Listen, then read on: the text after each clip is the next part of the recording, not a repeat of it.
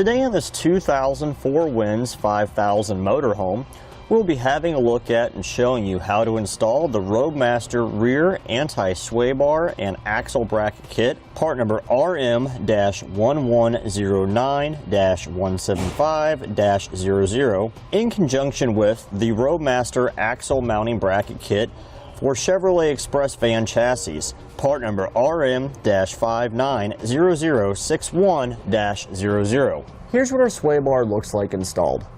Now there are many reasons you're going to want an aftermarket sway bar on your motorhome. Now one is if your vehicle doesn't already have a sway bar in the back of it, such as this one. This is going to greatly reduce the amount of side-to-side sway in the back. So as we're driving down the road, by having our sway bar in place, if a semi were to pass us, we won't be steering trying to keep our vehicle to go straight. This will allow us to keep the steering wheel more centered as we're driving in a straight line.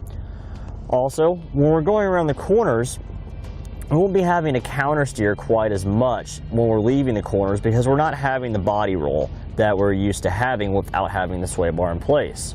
So for example, if we're turning left, we'll have more weight transfer to our right side, and that'll cause the right end to dip down and the left side to pick up.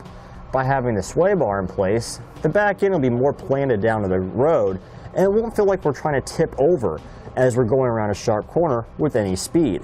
This will help improve driver confidence and give us the extra sense of security that we're looking for. The sway bar itself is constructed with a solid design out of 4140 chromoly, which is considerably stronger and more durable than your standard 1020 steel. Our bushings are polyurethane compared to your standard rubber bushings. By being polyurethane, they'll be able to withstand oil, gasoline, and ozone, so they're more durable and will last a much longer time. The bushings on our end links are also polyurethane as well. So by having polyurethane bushings all around, we'll know that we will have less service required in our sway bar over the years that we own our motorhome. And now we'll take the motorhome out on our test course. You'll see it with the sway bar installed, and you'll notice how significantly less body roll there is when we're doing evasive maneuvers, going around corners, and just doing simple turns in a parking lot. You will also notice how much more settled the suspension is as we're going over bumps. We're able to maintain more of our stability and handling in the motorhome. Now that we've gone over some features, we'll show you how to get it installed. To begin our install, we're going to find ourselves in front of our rear axle. And now we need to find a location to mount our axle bracket. We need to mount it about 6 inches away from our leaf spring. So that's basically right around the edge of where our shock mount is right here. So we'll take our U-bolt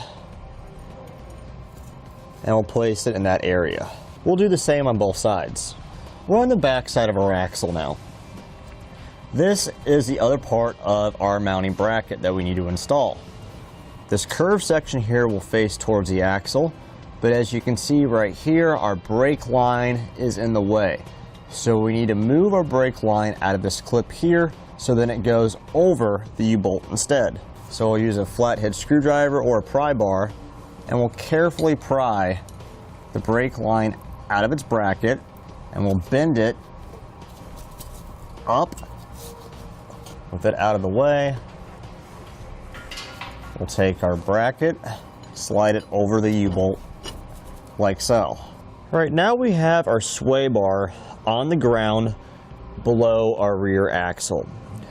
The arms here are facing towards the rear of our motorhome and this bend is facing down. This is how we're going to have it oriented when we install it. Now we'll take the larger bushing. This is the one that fits inside of our saddle bracket here that comes with the sway bar. We'll take our grease here and we'll smear this inside of our bushing. Make sure you work it around all the way around the inside of the bushing. We'll do this for both of them. Here with our bushings lubricated, we're going to install them about right here in the center of our arms. So we'll just split them open, go around the bar, place it in position, then we'll take the saddle bracket and slide it over the bushing. The other side's the exact same way. Now with an extra set of hands, we'll raise our sway bar into position, placing the saddle bracket over our U-bolt, and we'll secure it in place with a flat washer and a nylon lock nut.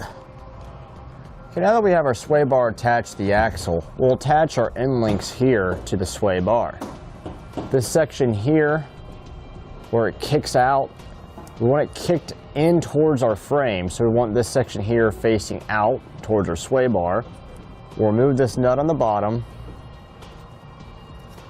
this washer, and one bushing.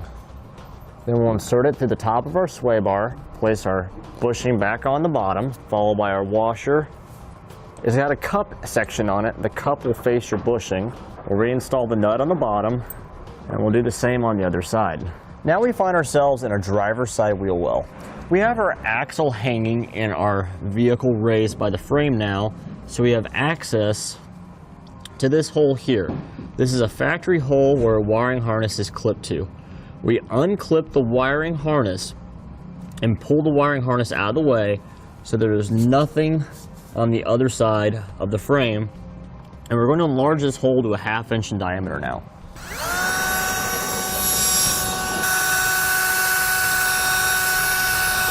All right, now we'll lift up our sway bar until our link is over that hole that we drilled.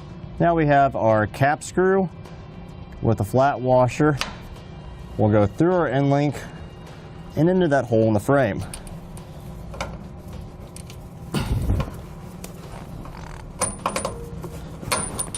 Now on the inside of the frame, we'll cap the bolt off with a washer and a nylon lock nut.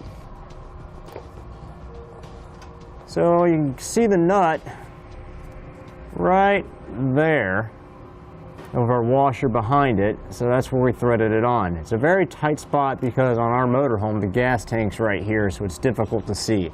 Okay, now we have our vehicle lifted by the axle, so all the weight is on the axle itself. It's not lifted by the frame anymore. And we can begin to tighten down our hardware that attaches our sway bar brackets to the axle itself. Since we're on a U-bolt, we're going to tighten these down in an alternating pattern so it's equal.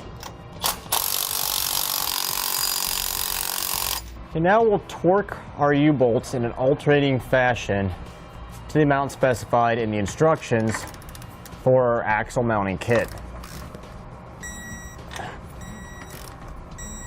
Now we'll tighten our nut on our bottom of our end link to our sway bar until our bushings start to compress and deform a little bit. Okay, now we'll tighten our end link to our frame. Okay, now we'll torque our hardware to the amount specified in the instructions. And that completes our look at and installation of the Roadmaster rear anti-sway bar and axle bracket kit, part number RM-1109-175-00 on this 2000 4 Winds 5000 motorhome. Thanks for watching. Click the link in our description below to shop, learn more, or visit us at eTrailer.com and leave us a comment if you have any questions.